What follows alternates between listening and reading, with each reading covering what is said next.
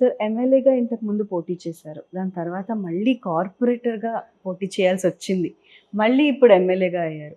So, ఆ journey గురించి మీ మాటలో చెప్పండి. యాక్చువల్‌గా అసలు నేను రాజకీయాలంటే నాకు అసలు ఇష్టం ఉండేది కాదండి బేసిక్‌గా. నేను మెగా ఫ్యామిలీ ఫ్యాన్స్‌గా ఉండేవాడిని. చాలా ఇష్టం నాకు. అందులో భాగంగానే నేను చిరంజీవి గారి మీద ఉన్న అభిమానంతో ప్రజారాజ్యం పార్టీలో జాయిన్ అవ్వడానికి కూడా వెళ్ళలేదు యాక్చువల్‌గా. ఆయనకు కొంచెం ఫైనాన్షియల్ సపోర్ట్ చేసి ఆ పార్టీలో వర్క్ చేద్దాం అనుకున్నాం తప్ప, పార్టీలో పోటీ చేయాలని గాని, లేకపోతే ఏ ఆలోచన లేకుండా వెళ్ళాం యాక్చువల్‌గా నిజం. తర్వాత అక్కడికెళ్ళిన తర్వాత కొన్ని పరిస్థితుల వల్ల ఆహ్, చిరంజీవి గారు వాళ్ళు కాదు మీరు ఇలా కాదు, మీరు యాక్టివ్‌గా నా కోసం నా అభిమానించే వాళ్ళందరూ కూడా యాక్టివ్‌గా ఉండండి అని చెప్పేసి, అక్కడున్న కొంతమంది టీమ్ అరవింద్ గారు గాని వాళ్ళందరూ ఆ రోజుల్లో మీరు ఇలాగ ఉండాలి, ఇలాగ ఉండాలని చెప్తే అలాగా స్లోగా ఆయనతో పాటు జర్నీ చేస్తా ఉన్నాం. అనుకోకుండా ఇంకా పరిస్థితుల ప్రభావంతో కంటెస్ట్ చేయాల్సొచ్చింది. రాజకీయాలంటే చాలా నాకసలు ఇష్టమే ఉండేవి కావు. అలాంటి పరిస్థితుల్లో ఆ ఫ్యామిలీ మీద ఉన్న అభిమానంతో అలా స్టార్ట్ అయ్యాం. స్టార్ట్ అయిన తర్వాత మీకు తెలిసి ఆ తర్వాత అతి తక్కువ ఓట్లతో నేను చిన్న మార్జిన్‌లో ఆ రోజు ఓడిపోయాం. దానికి రకరకాల కారణాలున్నాయి. అయినప్పటికీ కూడా నేను అందులోనే ఉన్నాం. కాకపోతే అనివార్య కాలం వల్ల పార్టీ మీకందరికి తెలిసిన విషయమే. ప్రజారాజ్యం పార్టీని క్లోజ్ చేయడం వల్ల ఆ రోజు మళ్ళీ నేనింకా రాజకీయాలు ఆగిపోదాం, రాజకీయాలు వద్దనుకున్న టైంలో ఆహ్, జగన్మోహన్ రెడ్డి గారు ఆహ్వానించడం, ఆళ్ళ టీమ్ అంతా రావడం, నన్ను మళ్ళీ రాజకీయాల్లో ఆయన ఆహ్వానించి మన ఇంటి దగ్గరికి ఆయన రావడం, ఇంటికొచ్చి మరి నన్ను తీసుకెళ్ళి జాయిన్ చేసుకున్నారు. ఆ టైంలో ఇంకా ఇంకొక ఆలోచన కూడా నాకు లేదు యాక్చువల్‌గా. కొన్ని పరిస్థితుల్లో ఇంకా తప్పనిసరి పరిస్థితిలో ఆ పార్టీలో జాయిన్ అయ్యాం. మీకు అక్కడి నుంచి తెలిసిందే ఇంకా. మేయర్ అన్నారు, ఆ తర్వాత కంటెస్ట్ అన్నారు, ఆ తర్వాత లాస్ట్ 19 ఎలక్షన్‌లో ఖచ్చితంగా గెలిచే అవకాశం ఉన్నదండి. ఆహ్, ఈ టైంలో కూడా కలిసినప్పుడు నువ్వే క్యాండిడేట్ అని ఉదయాన్నే మార్చారు. హ్మ్. సరే అయినా సరే ఆ రోజు ఉన్న పరిస్థితుల్లో నాకు అవకాశం ఇచ్చినారని చెప్పేసి నమ్మకంగా ఉన్నాం. తర్వాత మళ్ళీ మేయర్ అన్నారు. నన్ను కార్పొరేటర్‌గా చేయించారు. అది చాలా బాధాకరమైన విషయం నాకు. లైఫ్‌లో మర్చిపోలేనన్నమాట. జగన్మోహన్ రెడ్డి బతికున్న రోజులు నాకు గుర్తుంటాడనమాట. నేను అడిగింది కాదు, అడగకుండానే నన్ను కంటెస్ట్ చేయించారు. కార్పొరేటర్‌గా కంటెస్ట్ చేయించేసి లాస్ట్ మినిట్‌లో ఇంకో క్యాండిడేట్ మా మాతోనుంటే ఇంకొక క్యాండిడేట్ ఉంటాడు. ఆళ్ళది సడెన్‌గా మార్చారు. అది కూడా చెప్పుంటే మనం పెద్ద పట్టించుకోము. వాళ్ళకివ్వాలనుకున్నప్పుడు నన్ను కార్పొరేటర్‌గా చేయించడం అనవసరం కదా! అలా కార్పొరేటర్‌గా చేయించడంతో పాటు మళ్ళీ మేయర్‌గా ఆళ్ళని అనౌన్స్ చేసి నాతోనే బుక్ అయిపోయి అయి ఇక అసలు చీకటి రోజులవి. ఆ బాధలు తట్టుకోలేననమాట జనరల్‌గా. ఇంక అయన్నీ పోయాయి. పవన్ కళ్యాణ్ గారి ద్వారా నా గోల్ నేను రీచ్ అయ్యాను. జగన్మోహన్ రెడ్డి గారి టైం అంతా నాకొక చీకటి రోజులు. బహుశా ఈ ప్రపంచంలో ఎవరు కూడా అనుభవించుండరు. అలాంటి రోజులు అనుభవించా. ఓ పక్క ఆయన టార్చర్, ఓ సార్ మీరు పక్క క్వెషన్ చేసారా? ఎందుకిలా చేశారు అని? అడిగానండి. హ్మ్. ఇక్కడున్న పెద్దాయన ఒక ఆయన్ని అడిగితే జగన్మోహన్ రెడ్డి గారి నిర్ణయం అంటారు. ఆయన్నడిగితే ఈయన నిర్ణయం అంటారు. దొంగలు దొంగలు ఊలు పంచుకున్నట్టుగా అందరూ దొంగలే కదా ఇంకక్కడ. సో, ఇంకది చెప్పుకున్నా గూడా మనకి వాళ్ళకి సిగ్గు లేదు గానీ, మనకు గూడా లేనట్టు అనిపిస్తుందనమాట. మనం అడగని దానికి పెట్టి ఎక్కడ రిజర్వేషన్ చేయాలో గూడా అడిగి 2 చోట్ల నా కోసం చేసి అసల ఎందుకు అలా చేశారు అనంటే, ఒక పెద్దాయన ఆన్సర్ అంటే, నీలాంటి మాస్ లీడర్‌ని ఆ సీట్‌లో కూర్చొని పెడితే, రేపు మీరు అడిగినట్టుగా మీరు ఆడిస్తారు. మీరు అడిగినట్టుగా చేయాల్సొస్తది. మీరు స్ట్రాంగ్ అవుతారనేవాళ్ళేదని ఒక పెద్దాయన చెప్పిండు. ఇంకొక పెద్దాయనొచ్చేసి మీరు అర్థం చేసుకోవాలి జగన్మోహన్ రెడ్డి గారి మనస్తత్వాన్ని. ఆహ్, అంటే ఇయన్నీ నిజాలండి. మీరు అర్థం చేసుకోవాలి జగన్మోహన్ రెడ్డి గారి యొక్క మనస్తత్వాన్ని. ఏంటి సార్ అంటే, ఈ స్టేట్‌లో ఒక్క మేయర్ పేరు చెప్పండి. ఒక జడ్పీ చైర్మన్ పేరు చెప్పండి మీరు. ఆయన అందరిని డమ్మీలని పెట్టుకున్నాడు. కావాలని డమ్మీలని పెట్టుకొని డమ్మీలతో నడిపిస్తున్నాడు. మీరొక పేరు చెప్పండి అన్నారు. నిజమే అందరిని డమ్మీలే పెట్టుకున్నాయన. ఓవరాల్‌గా మెయిల్ గాని, జనం ఎందుకు సార్ అలా పెట్టుకోవడం వల్ల ఉపయోగం ఏంటండి?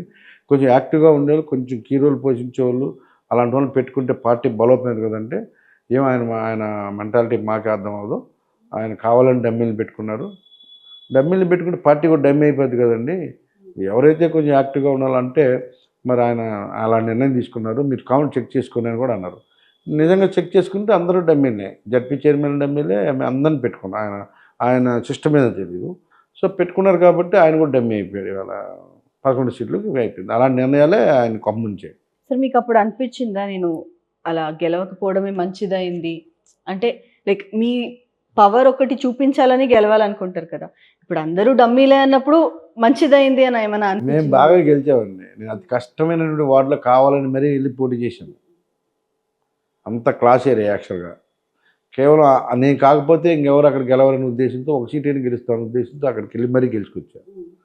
అయినప్పటికీ ఇలా చేస్తాను ఎక్స్పెక్ట్ చేయలేదు అసలు. ఇలా చేస్తారని అసలు ఎవరన్నా అలా చేస్తారని చేయరు ప్రపంచంలో. కనీసం అన్నం తిన్న వాళ్ళు ఎవరు చేయరు ఇలాంటి పనులు. నీకు ఇష్టం లేనప్పుడు సీట్ ఇవ్వడం పోనీ మానేయాల. ఎంత దుర్మార్గమైనటువంటి ఆలోచనలు ఉన్నాయి మీరు దాన్ని బట్టి అర్థం చేసుకోవాలి. అంత దుర్మార్గులు కాబట్టి అంత దుర్మార్గంగా ఓడించారు ఆ పార్టీని. ఎవరిని మనం మౌనం చేస్తుంటే ఇంకో దేవుడు చూస్తూ ఊరుకోడు కదా. నేను ఆ రోజు చెప్పా, నా కన్నీరు నీకు శాపంగా మారుతుంది, నువ్వు చిత్తుగా ఓడిపోతావు అని చెప్పాను. ఆ రోజే మేయర్గా అయిన బయటకు వచ్చి చెప్పాను నేను, నాలాంటి వాడికి కన్నీరు నీకు శాపంగా మారుతుంది అని చెప్పాను ఖచ్చితంగా. ఆ రోజు నేను నలుగురు వాళ్ళకు అవుట్, వాళ్ళ జీవితం అంధకారం అయిపోయింది. ఎవరిని కూడా ఉద్దేశపూర్వకంగా ఒకరిని మోహం చేయాలని మనం చూస్తే దేవుడు వాళ్ళ జీవితం లేకుండా చేస్తున్నదానికి ఇవే నిదర్శనాలు. ఎవరు అవసరం లేదు, వాళ్ళ కళ్ళు వాళ్ళే పొడుచుకుంటారు. ఉద్దేశపూర్వకంగా ఎవరిని కూడా మనం చీట్ అయితే అవుతుంది, ఆపోతే అవ్వద్ది. రాజకీయాల్లో నువ్వు సీఎం అవ్వాలి, నేను సీఎం అవ్వాలంటారు. మరి మేమేమడానికి వచ్చాం? నీకు ఆ జ్ఞానం లేదా? అన్నమే కదా తిన్నావు.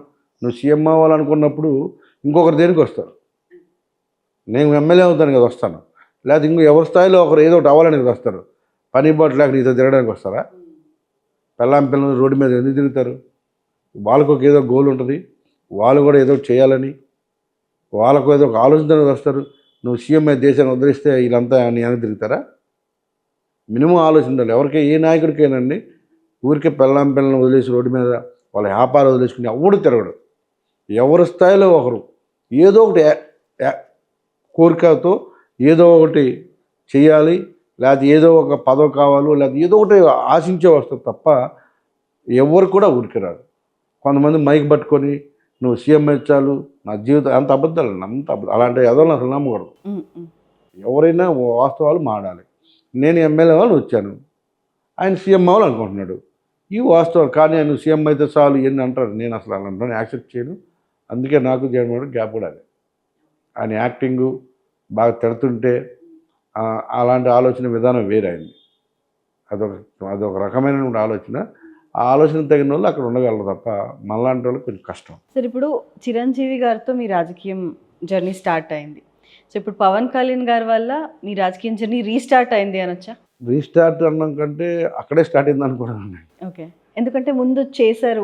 ముందు చేసే నేను యాక్చువల్గా నేను కూడా యువరాజ్యంలో చేశాను. పవన్ కళ్యాణ్ అండర్లోనే పనిచేశాను. ఆ రోజు ఉన్నటువంటి పవన్ కళ్యాణ్ టీంలోనే నేను పనిచేశాను. పవన్ కళ్యాణ్ అండర్లోనే పనిచేశాను. ఈ పార్టీ ఉంటే నేను పార్టీ మారిన. అసలు నాకు ఎలా మీద అభిమానంతో, ఓన్లీ ఆ ఫ్యామిలీ మీద ఉన్న అభిమానంతో నాకున్నటువంటి ఇస్తే నేను ఆ రోజు పాలిటిక్స్లోకి వచ్చాను.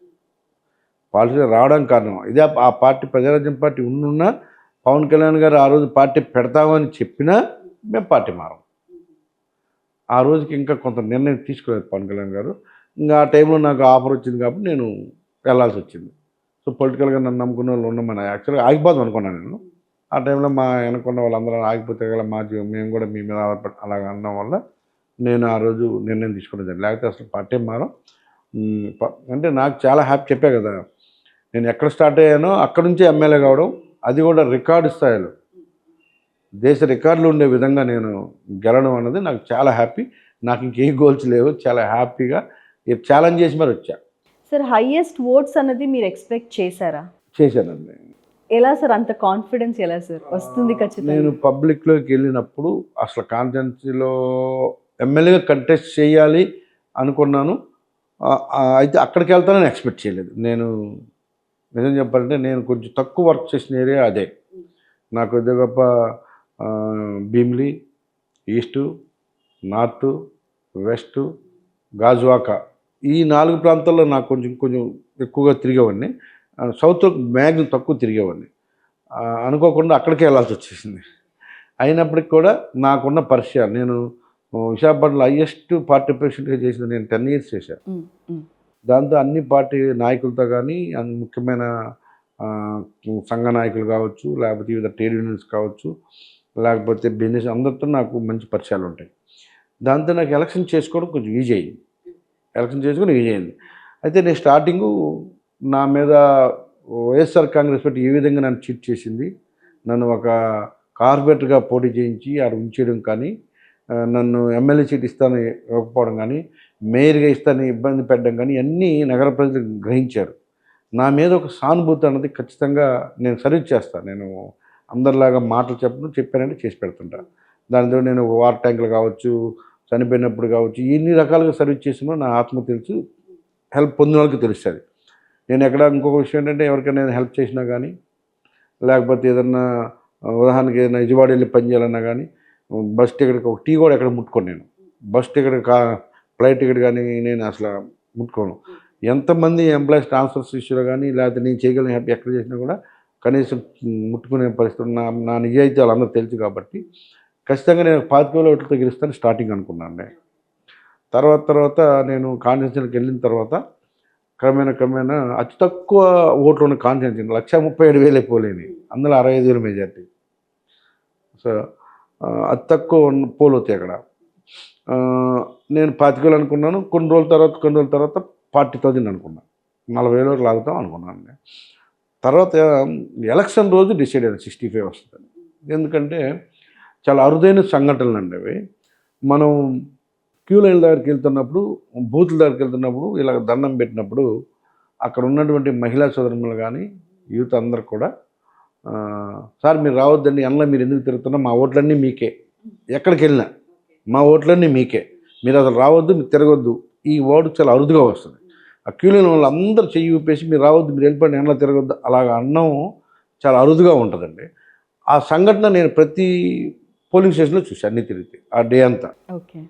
ఈవినింగ్ కల్లా నాకు ఆ ఫీల్ వచ్చింది, 65 కన్ఫామ్గా రీచ్ అవుతాం, ఆ పార్టీ ఇంకా లేదన్నది డిసైడ్ అయిపోయాం. దాంతోపాటు మా వాళ్ళు కౌంటింగ్ వెళ్తున్నప్పుడు చెప్పారు, మీరు కౌంటింగ్ వెళ్ళేటప్పుడు కూడా వాళ్ళ అధికారులు ఏం చెప్తే అది రాసుకోండి తప్ప ఎక్కడ ఏం మాట్లాడద్దు, ఎందుకంటే వాళ్ళకి ఓట్లు పడవు, వాళ్ళు గొడవలు చేయడానికి ప్రయత్నం చేస్తారు, ఆయన మనస్తత్వం నాకు తెలుసు కాబట్టి మీరు కామ్గా కూర్చున్నాను. మా వాళ్ళు నేను 65,000 ఎలా 137,000 65,000 ఎలా వస్తాయి అన్నాడు. సరే నేను చెప్తున్నాను వస్తాయి, మీరు కామ్గా కూర్చొని రాసుకొచ్చేయండి అన్న. యాజిటీజ్గా వచ్చాను. కొన్ని నియోజకవర్గాల్లో కూడా మేము అనుకుంటున్నాను చెప్పా, ఆ పాలసీని బట్టి ఈస్ట్లో 70,000 వస్తాయని చెప్పాను, గాజువాక 90 అని చెప్పాను. మా వాళ్ళందరి ముందు ఓపెన్గా డిస్కస్ చేశాను. ఎక్కువ ఓట్లు కదా అక్కడ, గాజువాక 90+ అనుకున్నాం, భీమిలి అలాగ అనుకున్నాం, నార్త్ 40 అన్ని యాజిటీస్గా మేము డిస్కస్ చేసినవి వచ్చాయి. ఎందుకంటే ఆ పల్స్ తెలిసిపోతూ ఉంది విపరీతంగా. జగన్మోహన్ రెడ్డి గారు అందరినీ క్యాండిడేట్ల మీద వ్యతిరేకత కాదండి, అది క్యాండిడేట్ల మీద వ్యతిరేకత, జగన్మోహన్ రెడ్డి గారి మీద వ్యతిరేకత. ఆయన మనస్తత్వం మీద ఎలక్షన్ జరిగింది, ఆయన వ్యక్తిత్వం మీద యూజ్ అండ్ త్రో మనిషి అని ఒక వర్గము, వాడుకొని వదిలేసే టైప్ అని ఒక వర్గము, ఇతను రాజకీయాలు పనికిరాడు అసలు ఈ సైకో టైప్ అన్నది, ఈ రకరకాల ఈక్వేషన్స్ డిస్కషన్ జరిగేవి. ఎవడి మాట ఎండని, ఎక్కడ డిస్కస్ చేయడని, అసలు ఎవరిని పట్టించుకోడని. నిజమే, పాపం ఎలక్షన్కి ముందే అందరికి ముద్దులు పెట్టేవాడు, పిలిచి ముద్దులు పెట్టేసేవాడు. సీఎం సీట్లో కూర్చొని ముద్దులు కాదుగా చూడడానికి కూడా కరువు అయిపోయింది, మాట్లాడడానికి కూడా కరువు అయిపోయింది. పైగా ఇంకొక విషయం ఉందండి అక్కడ, ఏ నాయకుడు కూడా హ్యాపీగా లేడు. ఒక కాన్స్టిట్యున్సీ ఎమ్మెల్యే తను ఎంత ఖర్చు అవుద్దో, ఎలా పెట్టుకుంటారో, ఎలా ఉంటుందో అందరికీ తెలిసిన విషయం. తనకు మినిమం గౌరవం ఉండదు. ఒక కానిస్టేబుల్ని మార్పించుకోవడానికి కానీ ట్రాన్స్ఫర్ చేయించుకోలేడు ఆ ఎమ్మెల్యే ఆ పార్టీలో. ఒక మంత్రి కూడా చేయించుకోలేడు, ఆ మంత్రి కూడా కానిస్టేబుల్ని ట్రాన్స్ఫర్ చేసుకోలేడు. అంత ఘోరమైనటువంటి వ్యవస్థ. ప్రజాస్వామ్యంలో ఎవరైనా నువ్వు సీఎం అయితే ఎలాగ పరిపాలించాలనుకుంటావో అదే పరిపాలన తన నియోజకవర్గ ఎమ్మెల్యే కూడా అనుకుంటాడు, అదే పరిపాలన తన కాన్స్టిట్యున్సీలో ఎంపీ అనుకుంటాడు, మంత్రి కూడా తన పవర్స్ని ఆడుకోవాలనుకుంటాడు. ఎక్కడ అవి కనపడవు. అయితే సజ్జల లేకపోతే ధనంజయ రెడ్డి లేకపోతే ఇంకొక ఆయన వీడు కాదంటే ఆ పెద్దిరెడ్డి, వీళ్ళు తప్ప ఎవరికి పవర్స్ లేవు. ఆ పార్టీ ఉన్నా లేకపోయినా ఒకటే, పదవి ఉన్నా లేకపోయినా ఒకటే. అందుకే 4 సంవత్సరాలు ఎమ్మెల్సీ పదవి ఉన్నా లెక్క చేయకుండా ఆ పదవి ఉన్నా లేకపోయినా ఒకటే, ఈ పార్టీలో ఉన్నా లేకపోయినా ఒకటే, ఇలాంటి పార్టీలో ఉండడం కంటే కూడా రాజకీయాలు మానేయడం బెటర్ అని చెప్పి డిసైడ్ అయ్యి ఇంట్లో వాళ్ళు, ఫ్రెండ్స్, నా అనుకున్న అందరూ వ్యతిరేకించారు నన్ను. వద్దు వద్దని. నేను ఎక్కడ స్టార్ట్ అయినా అక్కడికి వెళ్తున్నా, ఫ్రెష్గా రాజకీయాలకు వస్తున్నా అనుకోండి, సీట్ ఇస్తే కంటెస్ట్ చేస్తా, లేకపోతే పర్లేదు. ఏదైనా సరే ఈ జీరో, ఈ పవర్ లేని, ఈ ఇటు ఇలాంటి దాన్ని ఎవరు నా అనుకున్న వాళ్ళు వచ్చి చిన్న పని చెప్పిన చేయలేని పరిస్థితుల్లో ఎందుకు పాలిటిక్స్? ఓ పక్క మన మనసులు దూరం అయిపోతారు ఏమీ చేయలేక, మరో పక్క అక్కడ ఏమీ అవ్వదు. సో ఇలాంటి పాలిటిక్స్ అన్నవి వేస్ట్ అనుకుని డిసైడ్ అయ్యి ఈ వ్యక్తి దగ్గరగా అందరూ చాలామంది చెప్పారు, మళ్ళీ జగన్మోహన్ రెడ్డి గారు రాబోతా ఉన్నారు, 130 సీట్లు వస్తూ ఉన్నాయి, సర్వేలు చెప్తా ఉన్నాయి అనేసి చాలామంది వ్యతిరేకించండి. చాలామంది.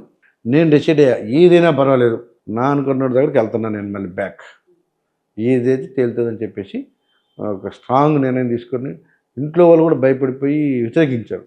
వద్దు ఇలాంటి ఎందుకు, నీకు 4 సంవత్సరాలు ఉండవు, ఎందుకు కంగారు, ఎలక్షన్ తర్వాత చూద్దామన్నా.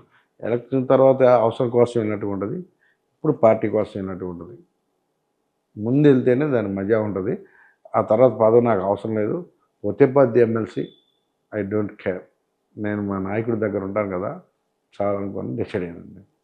అలాగ అనుకుంది. ఆ తర్వాత ఎలక్షన్ రావడం అన్నీ మీకు తెలిసిన విషయం. నాకు కూడా వెళ్ళిన వెంటనే నా మీద ఉన్న అభిమానంతో కావచ్చు, నమ్మకంతో కావచ్చు, పవన్ కళ్యాణ్ గారు కూడా జిల్లా పార్టీ పదవి బాధ్యత నాకు అప్పచెప్పారు విశాఖపట్నం సిటీకి. వెంటనే నేను అడగలేదు కూడా యాక్చువల్గా, వెంటనే ఆయన ఇవ్వడం జరిగింది. ఆ తర్వాత ఎమ్మెల్యే సీట్ ఇవ్వడం జరిగింది. ఆయనకి నేను ఖచ్చితంగా నేను చిన్న హెల్ప్ చేస్తేనే లైఫ్ లాంగ్ గుర్తుపెట్టుకుంటాను, నా మనస్తత్వం అలాంటిది. నా 2 గోల్స్, నా గోల్స్ అన్నీ కూడా ఆయన ద్వారా తీరుతున్నాయి కాబట్టి ఈ లైఫ్ టైం ఇంకా ఆయనతో జర్నీ చేస్తాం. ఆయన ఏది ఆశిస్తే అది చేస్తాం. ఇంకా అందరిలాగా అవసరం కోసం పార్టీని మరి అసలు పార్టీ ఏం మారనండి. ప్రజారాజ్యం పార్టీ ఉండుంటే అసలు నేను పార్టీ మారను. లేని పరిస్థితులు ఉంది కాబట్టి అది కూడా నేను ఇంట్లో ఉన్నోడిని పిలుచుకెళ్ళాను జగన్మోహన్ రెడ్డి. నేనేం వెళ్ళి పరిగెత్తలేదు, నేను ఒక ఫోన్ కాల్ కూడా చేయలేదు. వాళ్ళే 10 మందిని పంపించాయన, ఒకరోజు సజ్జల్ని, ఒకరోజు వాళ్ళ చిన్నాన్ని, ఒకరోజు కరుణాకరెడ్డిని ఇలా పంపించి హింసపెట్టి తీసుకెళ్ళి నన్ను హింస పెట్టేశాడు. అంతే తప్ప అసలు పార్టీ కూడా నేను మారేవాడిని కాదు. అసలు పవన్ కళ్యాణ్ గారు పార్టీ పెడతాంటే అసలు పార్టీ మారను. ఆయన కొంచెం లేట్గా పెట్టడం వల్ల ఆ గ్యాప్లో ఇలా జరిగింది. సో నేను ఎక్కడ స్టార్ట్ అయిన జర్నీ అక్కడి నుంచే నాకు నేను మంచి పొజిషన్కి వచ్చాను కాబట్టి నాకు ఆయన ఇచ్చినటువంటి విలువ, పవన్ కళ్యాణ్ గారు నాకు ఇచ్చిన విలువ నేను మర్చిపోలేనివి. నేను ఎన్నో రాజకీయంగా అవమానాలు భరాయించి ఎన్ని రకాలుగా పడ్డాను నాకు తెలిసిన ఆత్మకి.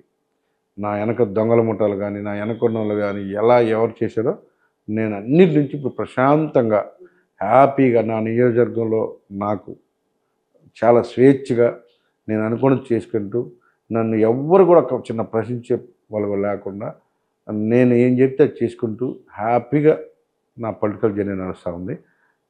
ఇలాగ ఇంత స్వేచ్ఛగా ఉన్నందుకు నేను పవన్ కళ్యాణ్ గారికి, చంద్రబాబు నాయుడు గారికి కూడా ప్రత్యేకంగా ధన్యవాదాలు. ఎక్కడ మందండి ఎవ్వరు కూడా వెళ్ళిపెట్టరు. అక్కడ అంటే ఎక్కడైతే ఏ సజ్జల గారి దగ్గరకో, లేకపోతే ఏ సాయిరెడ్డి గారి దగ్గరకో, లేకపోతే వాళ్ళ కాళ్ళు పట్టుకుని తిరుగుతూ ఉండాలి తప్ప ఏ పని అయ్యేది కాదు. ఇంకా అవమానం ఏంటంటే ఆ పార్టీలో ఏ నాయకుడికి విలువ ఉండదు. మంత్రులు కూడా బయట కూర్చోవడమే, ఎమ్మెల్యేలు బయటకు ఎవరు లెక్కే చేసేవాళ్ళు కాదు అసలు. ఇంకా వాళ్ళదే రాజ్యం అంతే. ఇంకా అలాంటి దరిద్రమైన పరిస్థితి ఎవరికి ఉండకూడదు. పనికి మన ప్రతి ఒక్కరు కూడా అందులో ఉన్నారు. అక్కడ దుర్మార్గులు, ఎదవలకే మంచి ప్లేస్ తప్ప మంచిగా సేవ చేయాలని కానీ, పార్టీ కోసం పనిచేసిన వాళ్ళు కానీ అక్కడ ఉండలేరు. ముఖ్యంగా మీకు విషయం ఏంటంటే డే 1 నుంచి జగన్మోహన్ రెడ్డి గారిని నమ్ముకొని బయటకు వచ్చిన వాళ్ళందరూ కూడా చాలా నాశనం అయిపోయారు ఆయన నమ్ముకొని. లాస్ట్లో అంతా దొంగల ముట్ట ఆయన తిట్టిన వాళ్ళందరూ వచ్చారు. వాళ్ళే ఇవాళ ఆయన అనుకున్నారు. ఆయన నమ్ముకొని ఆయన కోసం వచ్చిన వాళ్ళందరినీ బలిపసులు చేశాడు ఆయన. వాళ్ళ నాన్నగారికి ఆయన చాలా తేడా ఉంది. వాళ్ళ నాయన నమ్మిన వాళ్ళందరినీ ఆకాశం తీసుకెళ్తే ఈ నమ్మిన వాళ్ళందరినీ చంపేస్తాడు. అంత డిఫరెన్స్ ఉందండి. సో వాళ్ళ నాన్నగారి స్టైల్ వేరు, ఈయన స్టైల్ వేరు. అసలు నాన్నకి ఈయనకి పోలికే లేదు. వాళ్ళ నాయన నమ్మితే ప్రాణం పెట్టేవాడు, నేను జర్నించలేదు అంటారు. ఈయన నమ్మితే పేగు వస్తుంది. ఇది ఇంత. సో 16 years స్ట్రగుల్, మీరు ఎమ్మెల్యే అవ్వాలని కలగన్నారు, 16 years స్ట్రగుల్ చేశారు. ఈ 16 yearsలో ఎప్పుడైనా వదిలేద్దాం, ప్రశాంతంగా ఉందాం, వద్దు పాలిటిక్స్ ఇంకా అని అనిపించిందా మీకు? చాలా అనిపించింది. జగన్మోహన్ రెడ్డి గారి దెబ్బలకి నిద్ర లేని రాత్రులు గడిపామండి. ఓ పక్క పాలిటిక్స్, ఒక పక్క బిజినెస్, ఆయన నమ్ముకొని బిజినెస్లు అన్నీ వదిలేసాం. ఆయనే దేవుడిగా తిరిగేవాళ్ళు. ఆయన రూపం తెలియక ఆయన కోసం ఏం చేసామని చెప్తే కన్నీళ్ళు వచ్చేస్తాయి అసలు. ఒక్కరోజు ఒక రూపాయి ఒక జెండా తీసుకోలేదు ఆయన దగ్గర. ఒక జెండా అన్ని జిల్లాలు తీసుకునేవి, ఇంక్లూడ్ విజయనగరం సార్ నేనే జెండాలు ఇచ్చేవాడిని. ఆఫీసులు మెయింటైన్ చేసుకుని ఆయన కోసం సర్వస్వం చేసేవాడిని. ఆయన ఒక దేవుళ్ళలాగా చూసాం. ఆయన రూపం తెలిసిన తర్వాత ఇలాంటి మనుషులు కూడా భూమి మీద ఉంటారా, ఇంత వాడుకొని వదిలేస్తారా, ఇంత దుర్మార్గమైన వ్యక్తులు కూడా రాజకీయాల్లో ఉంటారా అని అనుకోని రోజు లేదు. ఎంత వాడుకుంటాడంటే మనిషికి అవసరమైతే ముద్దు పెడతాడు, కౌలు ఇచ్చుకుంటాడు, రకరకాల వేసాడు. అవసరం లేదనుకో మంచి డైలాగ్ వేసి జంప్ అవుతాడు. సో అలాంటి బతకాల్సిన అవసరం లేదు కదండి. ఎందుకు ఒకరిని మోహం చేస్తే దేవుడు మళ్ళీ మోహం చేస్తాడు కదా. ఉన్నది ఉన్నట్టు చెప్పుకోవచ్చు కదా. చేయగలిగితే చెయ్యి, లేకపోతే కాకుండా వాడుకొని వదిలేయడం అన్నది అసలు రాజకీయాల్లో కరెక్ట్ కాదు. అందరికీ న్యాయం చెప్పచ్చు. రాజకీయాల్లో ఇది కాదు ఇంకోటి చెప్పచ్చు. నాకు చెప్పేవాడండి. నేను అత్యంత అభిమానించే వాళ్ళ టాప్ 5లో నువ్వు ఒకడివి. నేను ముఖ్యమంత్రిగా ఉన్నప్పుడు ఎన్ని రోజులు ఉంటే అన్ని రోజులు మంత్రివి. ఇదే రూమ్లో 10 సార్లు చెప్పంటున్నారు. జగన్ గారు ఇదే రూల్ 10 టైమ్స్ చెప్పంటారు. ఆయన ఆ సీట్లోకి కూర్చున్న తర్వాత తన రూపమే మారిపోయింది. ఎదిగే కొద్దిగా ఒదిగి ఉండాలంటారు పెద్దలు. ఆయన చూసిన తర్వాత మనీ పవర్ తప్ప ఇంకొకటి చూడండి. మనీ పవర్, డబ్బు అధికారం, దానికోసం ఎవరైనా చంపేసుకుంటూ వెళ్ళిపోతారు ఆయన. లెక్క చేయడు అసలు. అవి రెండు ఆయనకి కావాలి. తను నమ్ముకున్న వాళ్ళందరూ నాశనం అయిపోయారు. దొంగలందరినీ పైకి తీసుకొచ్చారు. డే 1 నుంచి ఒక్కడే లేరు పార్టీలో. ఆ దొంగలు ఉన్నారు తప్ప ఎవరు లేరు. సో తన తత్వం అదని చెప్పేసి ప్రజలకు తెలిసింది. అందుకే అంత వ్యతిరేకత వచ్చింది. 151 సీట్లు గెలిచిన పార్టీ 11 సీట్లకు పడిపోయింది అంటే ఒక్కసారి ఆయన మనస్తత్వం మీద మీరు ఆలోచించండి. ప్రజలు ఏ విధంగా ఆయన తీసుకున్నారు, ప్రజలు ఏ విధంగా ఆయన గురించి ఆలోచించారు, ఎంత ఘోరంగా ఆయన మనస్తత్వం గురించి జనాల్లో ఉందో దాన్ని బట్టి మీరు అర్థం చేసుకోండి. ఆయన మార్చాను, ఈయన మార్చాను, మారాల్సింది ఆయన. తప్పు ఆయనలో ఉంది. తన మెంటాలిటీ మారాలి.